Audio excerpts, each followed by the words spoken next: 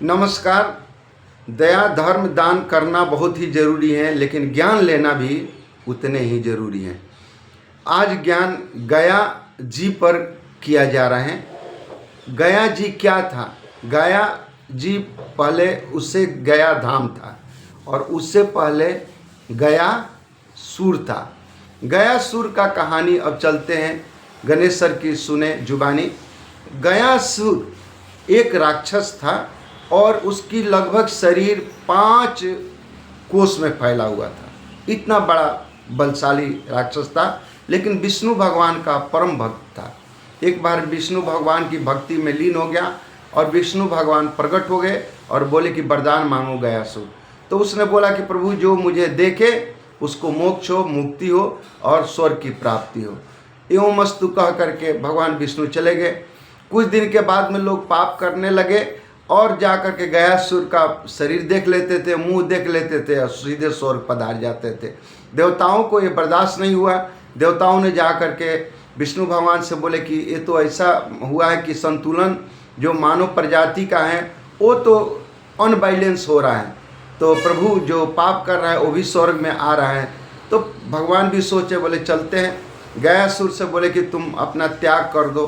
तो त्याग करना नहीं चाह रहा था, लेकिन प्रभु ने उसको जबरदस्ती त्याग करवाए और उसको वहाँ पर मोक्ष दे दिए, मार दिए। मारते समय उन्होंने गयासुर ने बोला कि हे प्रभु मुझे एक वरदान और दें।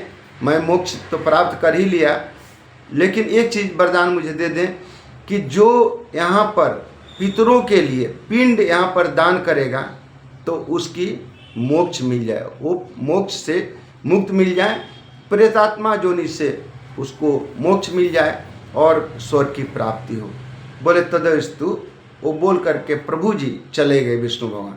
तब से गया जाना आना सनातन धर्म के लिए सबसे बड़ा तीर्थ स्थल बन गया। अपने पितरों को मोक्ष करने के लिए हमेशा 15 दिन का पितरपक्ष मेला लगता है और उसी में खास करके श्राद्ध पक्ष होता है। उसी में जा कर के वहाँ पर ये भी देखा गया है कि पुरुष जाते हैं लेकिन स्वच्छ मन से अपने गांव से निकलते हैं पंडित के साथ में। लेकिन कभी कभी ये भी देखा गया है कि जिस घर में पुरुष न हो तो वहाँ की भी ये शास्त्र कहता है कि महिलाएं भी अपने पितरों को पिंड दान कर सकती हैं, जैसे माता सीता ने किया था। श्री रामचंद्र जी और लक्ष्मण जी चले गए थे बाजार में और सामान सामग्री लेने के लिए। उसी बीच में मुहूर्त निकल रहा था। पंडित जी ने बोला कि मुहूर्त निकल रहा है तो आप कर लो।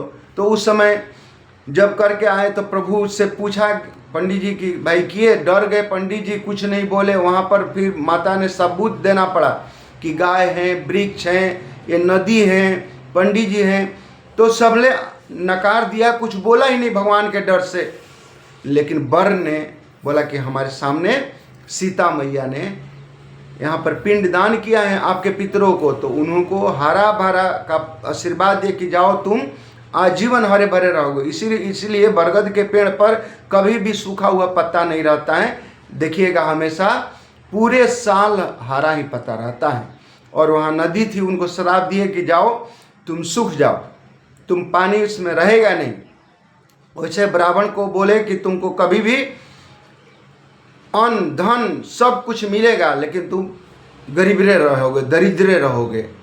इसी तरह गाय को भी बोला कि जाओ तुम कलयुग में विष्ठा खाओगे। अब बहुत सारी बातें उन्होंने प्रमाण के तौर पर मिला, लेकिन गयासुर ही गया धाम बना था और आज के समय में गया जी कहलाता है।